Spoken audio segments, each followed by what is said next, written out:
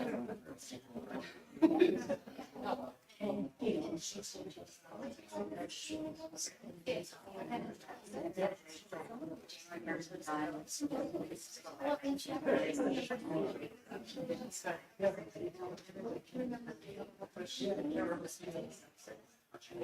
afternoon, everyone.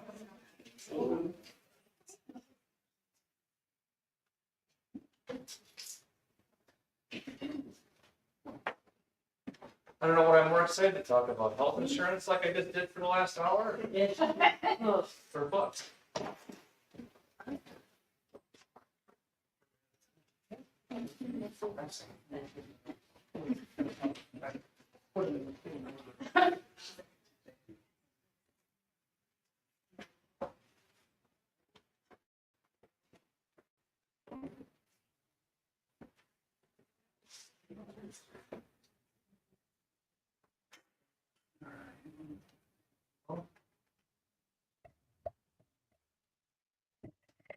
Okay, it's 4 o'clock. We'll go ahead and call this meeting to order. I'm Joe Zdowski, the district administrator, and I'd like to thank everyone for being here this afternoon. Committee members, especially I'd like to thank you for taking time to serve on this committee. Not an easy job, but I certainly appreciate you being willing to serve. So we'll do a roll call quickly. Looks like the whole committee is here. And committee members, what we'll do is we'll go around, and if you could please introduce yourself and maybe just say, point out what your relationship with the school district is, with the community, whatever you'd like to share. Mrs. Mobson, we'll start with you, and we'll just go around the table. Sure. Mrs. Mobson, I'm the assistant principal at Menomonie High School. I'm Megan Burkett. I have 2 children in the school district. I'm Kim Navarro, and I'm the library media specialist for the school district. Brian Sigwin, assistant superintendent in the school district, and I have 2 children in the district currently. Excellent. Joe Zdowski, district administrator. Karen Kennedy, special ed teacher at Wakanda Elementary. Mark Winterfeld, parent, 2 children in the district. Jolene Stark, director of the Menomonie Public Library and parent of 2 graduates of the district. Jenny Barrett, high school English teacher and mother of 4 students who have graduated from the high school and 1 who's currently a sophomore. My name is Nikki Schmidt. I have, my son and I are graduates of the district, and I have 1 still in school. Introduce yourself, please. Okay, I'm Doris Pillman. I am a resident of Now. I'm a school mom and concerned about education, public education. Very good, thank you. Okay, so just a review of the reconsideration process. So we did receive requests for reconsideration. Mrs. Pillman submitted 5 requests, and those have been shared with the committee. What we're going to do here is we're going to have a hearing tonight, and Mrs. Pillman is going to have an opportunity to make a presentation to the committee. Once that presentation is completed, the committee can decide whether or not to hear public comment. We have received, let's see, 1, 2, 3, 4, 5 requests for public comment. We also received a number of written public comments, which have been shared with the committee members. And then when that is all completed, the committee can then deliberate and make a determination as to next steps.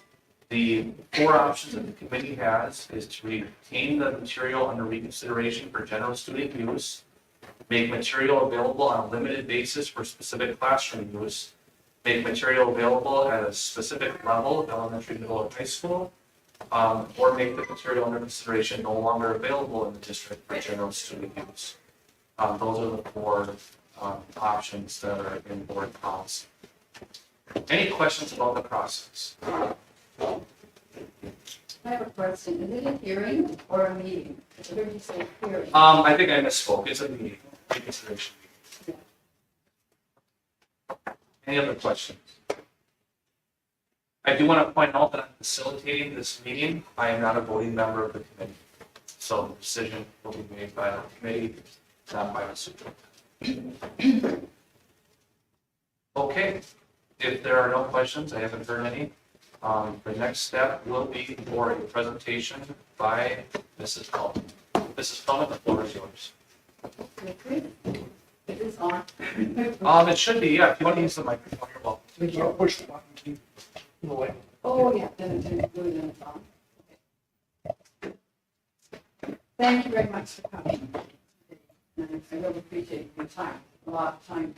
Just 1 second, if you want to use the microphone, we'll, Oh, I don't think it is working right now. It lit up, but, hello? no, hang on. Okay. I just need to turn it. Hello? Yeah. So I thank you again for coming and for all the time you put into this, because you had a number of books to look through. And I thank you for lending me your ear as we struggle through this very important issue regarding teaching human sexuality to the youngest of children.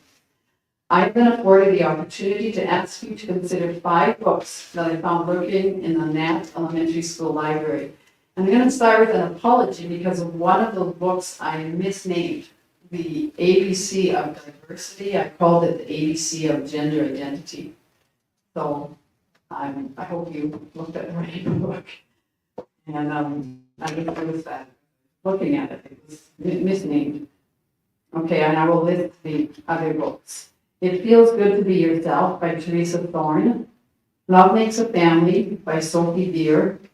What's Gender Identity by Katie Kawa. And Rainbow Revolutionaries by Sarah Prager. Because all of these books deal with the same immoral, wrong, and dangerous teaching, I'm going to deal with the books as a group. I don't know how you're going to do it, if you're going to do each one individually or watch, but that's my concern. They are not wholesome or true. I once before requested the first 2 be removed, but to no avail. And that was Love Makes a Family, and It Feels Good to Be Yourself.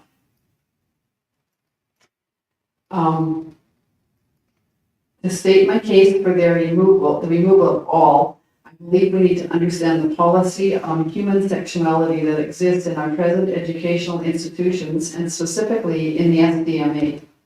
This policy is built on the lie that many sexual perversions, and especially the transgender perversion, are good and wholesome and should be celebrated and not corrected. All of these books promote this teaching to very little children who have no discernment and will accept this lie at face value.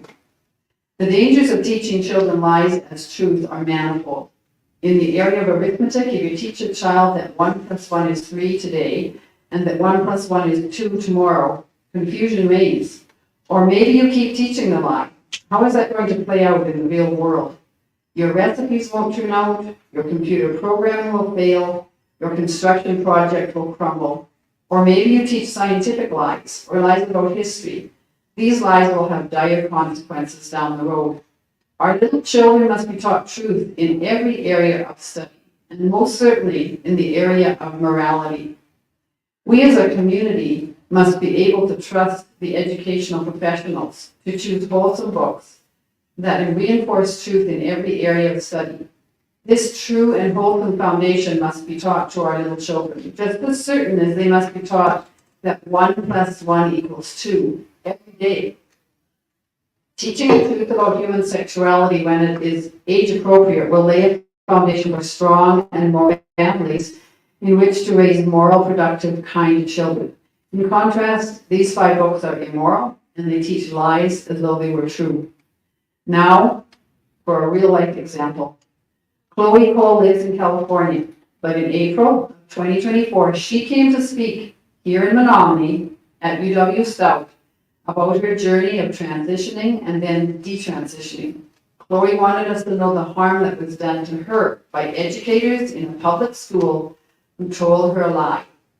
Chloe explained that while still in elementary school, she began to believe the lie she was being told at school, that if she felt like a boy, she could change into a boy. Her teachers and counselors told her to start on puberty blockers, which she did. Her voice lowered, she began to grow facial hair, she began to dress like a boy and changed her name. She even began to use the boys' bathroom. By the time she entered middle school, people called her a boy. The teachers were telling her parents, she later learned, that if they wanted her to be mentally healthy, they needed to get with the program and encourage her in her newfound gender. Do you want a dead girl or a living boy, they said. The next logical step was to remove her perfectly healthy breasts. The surgery was painful and disfiguring, still today requiring post-operative bandaging. Chloe saw the light shortly after her, quote, top surgery, unquote. She was distressed and horrified with what she had done to her beautiful body. She began to detransition. She took medicine to restore her female hormone balance. Her voice went back to normal. No more facial hair. She let her hair grow out and she transitioned back to a girl as much as she was able. She could not replace her breasts, of course. She may never be able to have children, ever. When she spoke to us, Chloe was only 19 years old.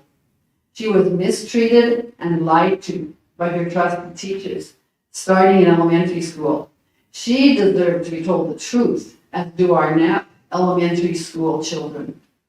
I tell this story from Chloe to give a real-life example of what happens when children in our schools are being lied to about human sexuality. Instead, all immoral books should be pulled and a guard should be put at the doors of our schools, whether at the library door or at the classroom door. That guard should carry a sign saying, "Keep out. Only wholesome, truth-telling books and moral educators allowed here." Our community demands it. We want to be able to trust our professional educators to teach our children the truth. 1 + 1 always equals 2. So, Reconsideration Committee, I'm asking you to have the courage and the strength of character to listen to sound reason and to listen to your conscience in order to protect the hearts and minds of our children. As you have seen, ideas have consequences and immoral ideas have victims. Vote to remove these books from the NAP Elementary School Library. Stand alone. You may not get peer support. Remember Chloe and her story. Vote to remove all 5 of these books for the well-being of our little children. Do the right thing. Vote them out. The community is watching. We are becoming more informed. I implore you, do the right thing. Thank you. Mrs. Pillman, thank you for your presentation, and I do want to point out that the members of the committee also received your comments in writing. And Steve, I apologize, I didn't notice that you were filming the meeting, so committee members, you do all have a microphone, and if we could use the microphone so it'll pick up better on the recording as well. All you have to do is hold the button and speak into it a little bit, and it should work well. Okay, so we did have the presentation by Mrs. Pillman. And now it'll be up to the committee to decide whether or not you would like to entertain public comments. You did, like I said, you received, let's see, 1, 2, 3, 4, 5, 6, 7, 8 written public comments. Also, we do have people who have signed up wishing to speak. Committee members at this time, it is up to you to determine whether or not you'd like to have those public comments. At this time, I would make a motion to adopt Rule 187 for handling public comment and limit speaking time to 3 minutes per individual speaker. Okay, so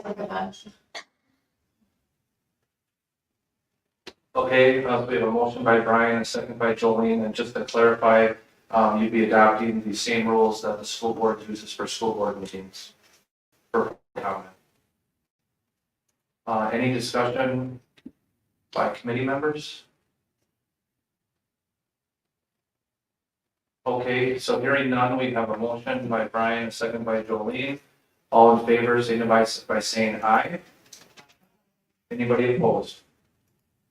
Okay, so the committee has determined that it will take public comments.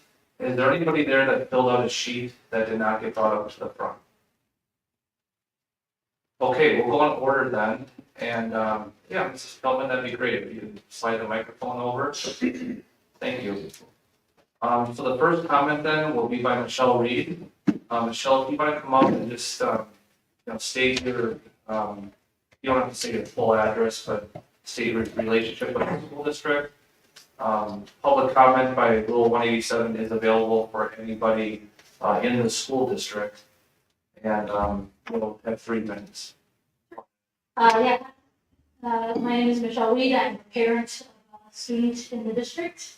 I would just first point out that it would be a violation of the district policy to remove these books. It's discriminatory against LGBTQ plus students. And the district policy is very clear on protecting those kids and not discriminating against them. And removing books for them would be obviously an act of discrimination, so that could be the end of it. But I realize there's more to it than that. I would also point out that good guys don't ban books. Historically, if you look at who bans books, that was really popular in 1930s Germany. China bans books. Russia bans books. North Korea bans books. That's an authoritarian action. So let's not be like that. We need to protect. It's already hard enough for kids who are marginalized in this district. They're under constant attack with hate masquerading as concern. So we need to protect those kids. And I think it's also important to point out that the purpose of school is not just to educate K to 12, right? You're looking for lifelong learners, right? That's the whole goal is after you graduate high school, you still pursue knowledge, you still pursue education, you still are working on being the best version of yourself and learning and growing. And part of that is reading books that challenge you, consuming media that challenges you, that goes against your beliefs, so you can learn and grow and affirm your own beliefs, or maybe you go, you know what, I was wrong. That's how science works, right? And I have read lots of books. I'm a voracious reader, and I've read a lot of books that have really angered me, that have been the diametric opposite of what I believe, but I've never once thought, I don't want this book to be available to other people. If you don't like the book, don't read it. It's pretty simple. So I just think, again, we need to protect the kids from hate, from bigotry, and to the LGBTQ and all the other marginalized kids in this district. Don't let this bigotry and hate dim your light. Keep shining bright. Thank you. Next up will be Jessica Graham, and after Ms. Graham will be Tina Lee.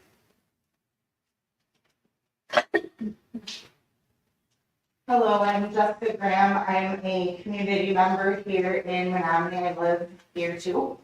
I'm here today as a community member to speak out against removing any books from our elementary libraries. That said, I want to start by saying I understand where others are coming from in wanting them removed. Not every book is right for every family. If there's a book in the library someone doesn't agree with or doesn't think it's right for their family, I respect that. You have every right to tell your child to avoid them. The difference is that people who do find it appropriate for their family are not respected in turn. Asking for books to be removed that don't follow your particular ideals is censorship. And this censorship can lead to a lack of awareness and understanding of the challenges faced by marginalized communities, perpetuating ignorance and prejudice. You decide for your family, but other families get to decide for theirs. On another note, reading is a critical skill. It promotes creativity, sharing of information, shows different perspectives, and is a pathway to critical thinking and the development of opinions. Books that represent a range of backgrounds, identities, experiences, voices, and stories allow students to see themselves reflected in those stories they read. This representation helps to build self-esteem and encourages students to appreciate the difference in others. The families in these books might not look like yours, but they do look like other Menomonie families. Preventing access to different kinds of literature fosters ignorance about historical, political, and social issues. It restricts us from engaging and understanding complex issues and creates a culture of avoidance. Without exposure to a variety of voices and stories, students may develop narrow worldviews, which can hinder their ability to empathize with others and engage in meaningful discussions. Since reading is a fundamental part of education and its foundation begins with elementary schools, it's more important than ever to provide a wide variety of books. If they're banned, students miss out on learning about issues in a safe and constructive way. On one last note, love is a fundamental aspect of the human experience that impacts our relationships, communities, and overall well-being. Acts of loving kindness can create a ripple effect, motivating others to engage in positive actions that contribute to the greater good.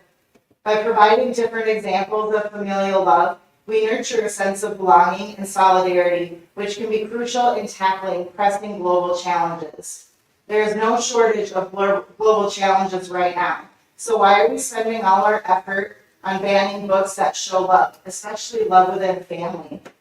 All families and all books deserve to exist, be recognized, and people deserve to find themselves represented in those books. And the nation. Please vote to keep these books in our school district libraries. Wow, that was time. Come up in a ringtone. Okay, next up is Tina Lee and then Mike Cooper on deck. Good afternoon. So my name is Tina Lee. I'm a parent of 2 children in the district, a 7th grader and a freshman. I also hold a PhD in anthropology and with a specialization in gender and family around the world. And I bring that up just because that's part of the lens of what I know about what makes us human. So the field of anthropology is essentially trying to understand what makes us human and what is basically human. And the books that are being challenged today are ones that are showing a diversity of types of families and a diversity of types of gender identities. And I'm here to tell you that we know that this is normal for human beings. Humans, through most of our history and a lot of our history, have had multiple types of families, not just heterosexual couples. Multiple gender identities have been common across time and across different parts of the world. A lot of these were driven out through colonization, but we know that this is part of what's being human. There are already a variety of families in our school district. There are already children who have different gender identities. Those children deserve to see themselves represented in the school books, and children need these outlets to safely understand this diversity that already exists in their community, that explains it simply and with kindness and in ways they can understand so that they can learn to be accepting. It's not going to make them be trans or harm them in any way. Instead, it's going to create a more inclusive community where all kids can learn. We already know from a ton of research that when children who already have these identities do not see themselves represented, do not feel that they are respected, feel that their ways of being are wrong, that is what causes harm. We already know from a ton of studies that those children are more likely to have mental health issues, to maybe even attempt suicide. And what children really need is to understand that these things have existed in human life, they exist in our community, and should be presented in a way that builds this greater understanding. As a public school, as you all know, because you're here spending your afternoon, I thank you for your time, by the way, we have to educate all children, including children with different identities and children whose families look different. These books are simply just a way to create a more inclusive community. As a parent, I want my children to have the ability to read books from a ton of different perspectives. I realize that I'm not going to agree with some of those perspectives, but for one set of people to take their perspective and try to deny that information to all children seems wrong to me. If a family doesn't want their kids to read these things, they can have those conversations. Otherwise, they need to be available for all the reasons I've already outlined. I'm going to just ask that you vote not to remove these. And again, thank you so much for all of your time. Thank you. Next up will be Mike Cooper and then Peggy Larson. Good afternoon. It's frustrating being silent today. But here we are. I shared a letter with Dr. Zadowski. I won't spend time repeating it in front of you, but I do have some thoughts to share with you. The question before us is why these books should not be readily available to the district students. Recently, I was told that Josie and I are on the fringe. We are not part of the mainstream of the district population. That surprised me. But that doesn't mean that we are wrong. What is right and true is always something to fight for, no matter what the odds. You see, I do not understand how it's completely acceptable in your minds to put in the hands of very young students books that can lead them down a path of depression, mutilation, and chemical dependency for the rest of their lives. How is that a benefit? 80 to 95% of gender dysphoria students will accept their male or female born gender by and through. So why is this not an issue that the parents are left to control? You would not put a 45 caliber pistol or a pack of cigarettes in the hands of an 8-year-old and say, have fun. But it's completely okay to put potentially life-damaging books in their hands. And yes, this is sandbag logic. There is a clear issue, this is clearly an issue for parents, not a school district to interject self-interest. I'm over 70 and I'm getting close to punch out time. So I reflect on my life. I've got to do what's best for my fellow man. I do know that to stand by and let a stranger put life-damaging material into the hands of an innocent child is not something that I want to be my final thoughts. Do you? These books have no business being located where students can access them without parents being informed by the district. If you insist on keeping them in the library, at least have a policy of parental notification of any books of the alphabet gender nature. This is not about banning books, it's about parental control. Thank you. Punch out time. I don't think I've ever heard that before, Mike. But those are your Our last speaker, and is there anybody else that has a form? I submitted one, but I guess I didn't see it there. Okay, if you want to fill one out, bring one up, that'd be fine. Okay, our next speaker then will be Peggy Larson. Hi, I'm Peggy Larson. I am the art teacher at River Heights. River Heights is a very diverse school. And our children, I'm addressing more of not just the content, but the visual parts of the different symbols and things that might be contained in these books. One of the things that comes back over and over again is the rainbow. And children, I can tell you, it's a rainbow. It has no other meanings attached to it. And so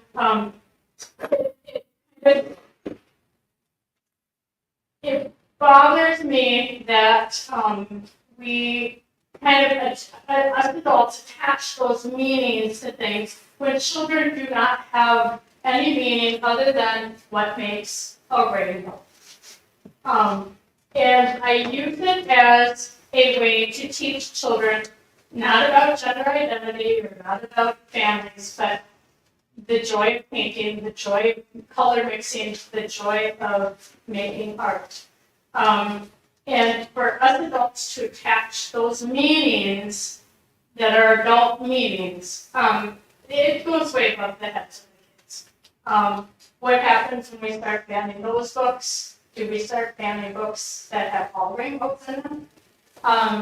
We must keep in mind that there's a wider view to the world as I see my families that come and my children that come to school. And we can't have that symbols and things narrow that view that adults might attach to something. Thank you.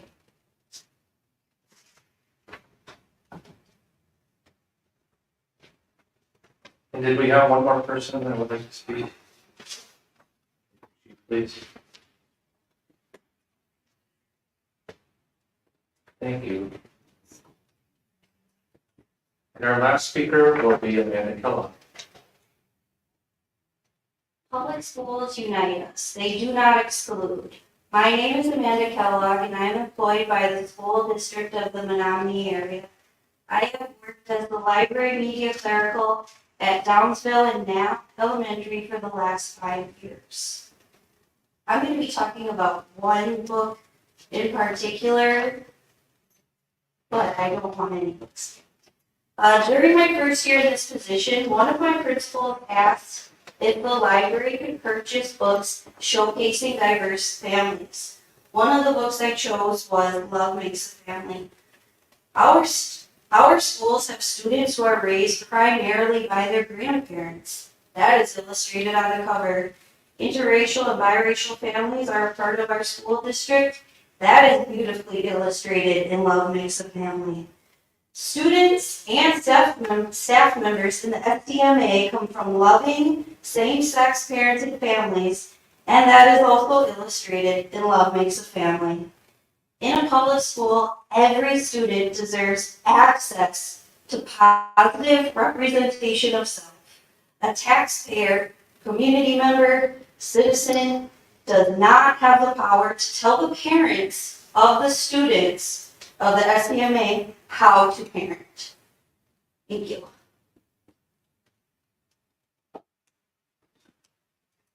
Okay, I think that concludes our public comments. And again, I would like to just remind everyone that the district also received a number of written comments that have been reviewed by the committee. So that will move into the section of our agenda that is deliberation and action by the committee. And at this time, committee members may discuss the reconsideration requests or any information related to the materials. And eventually have a motion and vote based on the desire of the committee. Committee members, do you have any comments you'd like to make? Or would anybody like to make a motion? Well, could you use the microphone, please, Ken? Thank you. Josie, do you have the book that you said you got the wrong title? Do you have that?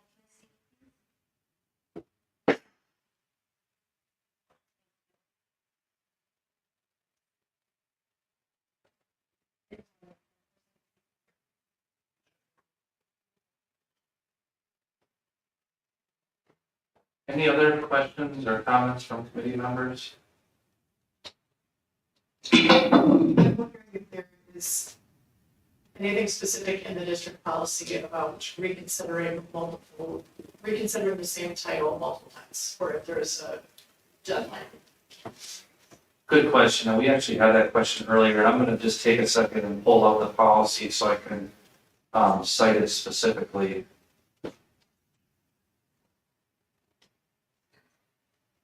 After looking at this book, Can you speak closer to the microphone? You can pull the microphone closer, there's a long cord on there. after looking at this book, we don't actually have this one in our catalog. This is from New Richmond Public Library, but we don't have this title. You have one that's similar to that, right, Brian? So I'm just trying to make sure we all understand which Sure, one. yeah. So, a book that we do have full, because it was the name of the title that you provided to us, was ABC of Gender Identity. So we do have that book in our collection. Yeah, so now, Josie, pull the microphone. okay. So now I'm a little bit confused as to which one I actually saw in the map element, because I'm not able to take them out of there. And I copied the titles down real quick, and then I had to go to the public library and the Moore system to try to find them. And one of them I didn't find, but it wasn't this one. And so I am uncertain. So this is the book that we listed, and this is the book that you would have seen. Okay, So is that correct? This is the book you would like taken out? yeah, Okay, yeah, the one that I saw in there. okay, So I do apologize for that confusion. no problem. And this is the one the committee reviewed. Okay, So unless there's an objection, we'll leave this on the list yeah, for review tonight. yeah. Okay. Fine. Who is the author of that one, and is it what I have written here? Dalal, you did have her listed. You had a number of authors listed, and then there's the word or, which I mistakenly thought they were all just authoring the same book. But now for clarification, this is the book that is up for reconsideration. It is the book that the committee reviewed. It is the book that you saw. So again, unless there's an objection, we will Okay, reconsider this book this evening. yes, thank you very much. Sorry about that. Well, it was confusion on all our parts. Okay, yes, thank you. Jolene's question. The question, some of these books had been reconsidered previously. And in the policy, what it says on the bottom of page 1, item number 7 says, request to consider materials which have been previously before the committee within the past 1 year must receive approval of a majority of the committee members before the materials shall again be reconsidered. So the previous reconsiderations were more than a year ago, so that does not apply to tonight's meeting. Other questions or comments? So not a question, but a comment. One of the things that in preparing for tonight's meeting, that I asked myself and considered in the handful of times when we've had materials requested to be removed is, was our district policy for education material selection and evaluation policy 261, was that followed? And in having discussion with our staff who make the selections, in reviewing the policy, it's my assessment that the policy was followed. Again, not a question, just a comment. Well, I think that's an important distinction, Brian, and I appreciate you taking the time to review that and share that with the committee. Other comments or questions from committee members? Or would anybody like to make a motion if there are none?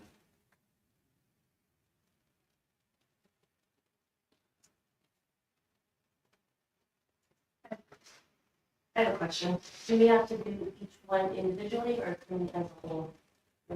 That's really at the discretion of the committee. If they can be acted on as a whole or individually.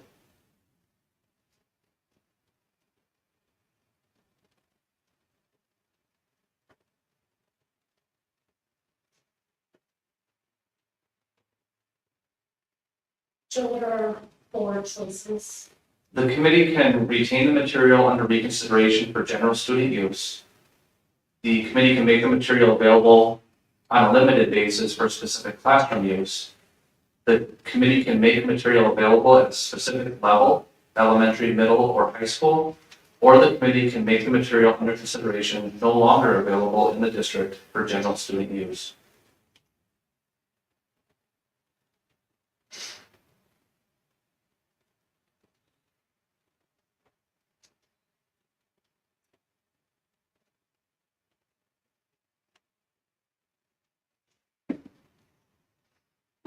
Question about curriculum and at what grade level students might be looking at biographical information about people.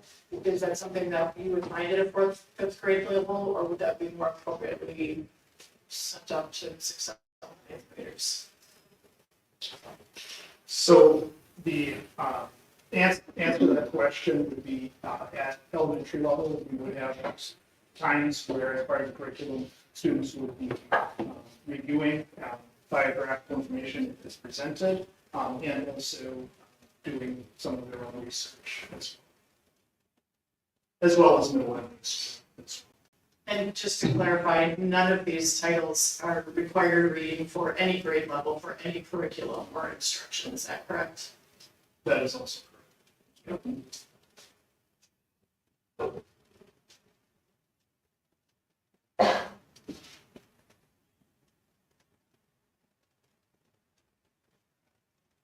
I have a question for clarification. As I Nicole, recall, you have a loud voice, but I do have a big voice. would you please have the microphone? Thank you. Okay, that's really not, okay.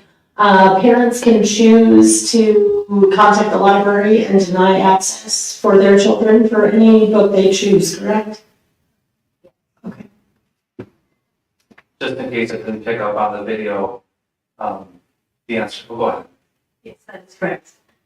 Thank you.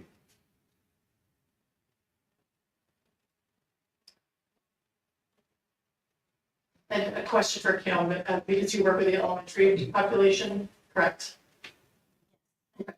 So when children are browsing for self-selected materials, do they often flock to the 300s for social sciences type of materials? It looks like a number of these are cataloged as nonfiction titles. And I'm wondering, are they allowed to browse the nonfiction? Do they typically reach for nonfiction? Or is it only sort of by assignment that they might find themselves in the nonfiction section? Oh, no, our nonfiction section is actually very popular. Okay.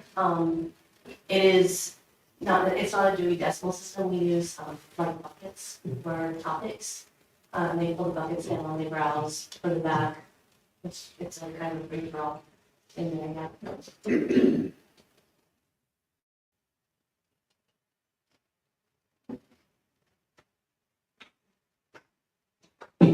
Got another question. Do you have displays that would draw attention to these sorts of materials that would really focus children's or students' attention on materials promoting, drawing attention to different sorts of sexuality or human behavior or family makeup? Or is this something that they would only find if they were looking through the buckets? Yes and no.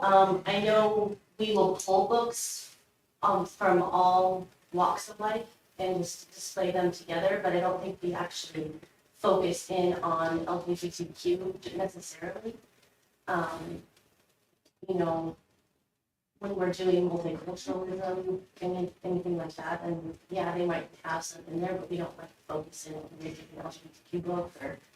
I mean, sometimes the covers will have a rainbow on it. Unfortunately, you know, that tends to be a symbol, but we don't sit there and, you know, highlight it or this pop it or anything like that. And I know at the elementary committee, that's that I haven't worked with the elementary level in about 4 years.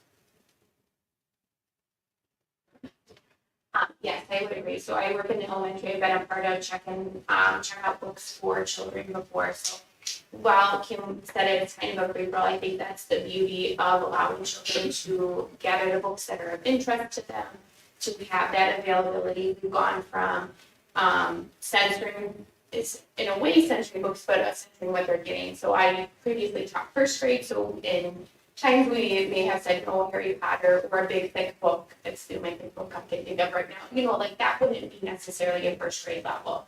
So there was a time where we might direct them towards the picture books or something that might be more at their reading level. But really, we are just going to change our mindset because we want kids to be reading. We want them to be interested. We want that love for them. So having them have the ownership and having more say in what they choose, we found greater success in kids wanting to read, kids returning their books, being able to check out more books. And I think truthfully, kids are drawn to like the pictures of the animals or like the seasonal books of things of that nature. So I'm not sure what's in the elementary's library, if you know, any of those titles are there, but I don't think kids are purposely looking for them. They tend to be very drawn to what they're learning in the classroom. So if we are doing nonfiction, which we do quite a bit of, they're looking for, like, if they're learning about people, they're going to ask, hey, where are the books that would be about these people? Or if you're learning about animals, where are the animal books at? So they're drawn to those things to make the connections at school, which is what we want them to do. But also for kids who want that choice to have a picture book or have a book about race cars or a drawing book, they should have that ability to pick what they're interested in. Thank you.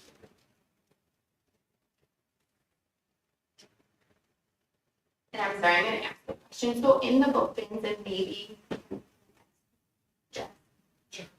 I don't know what the label would even be on the box that would be on the front of these because they are picture guided.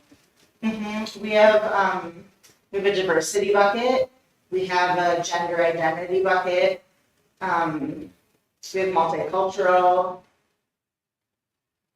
Just those that pertain to this particular topic, but obviously the nonfiction section has hundreds of different titles, But they would just have the word, the label, and some kind of picture to help them to understand what may or may not be in the bucket. Kind of like the book about cats would have a cat, the word cat, or. Yep. Thank you.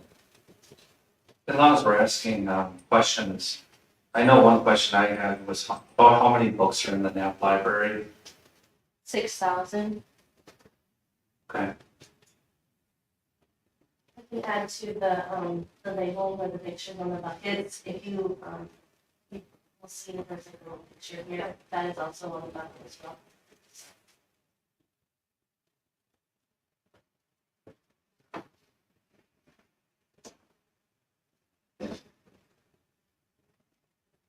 Any other questions for committee members?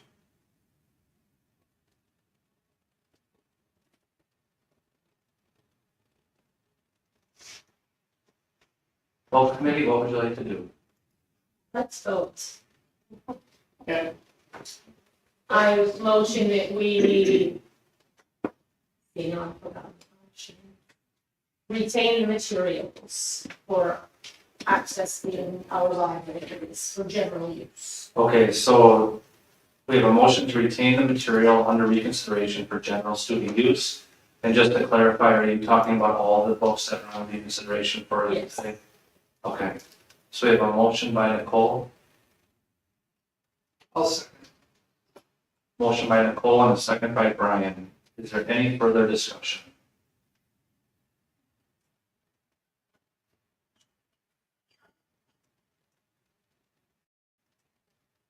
Okay. All in favor, signify by saying aye. Anybody opposed? Okay, the motion is unanimous.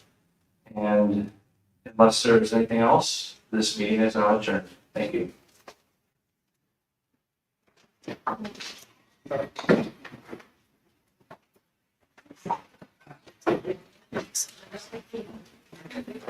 Oh, insurance? Yes.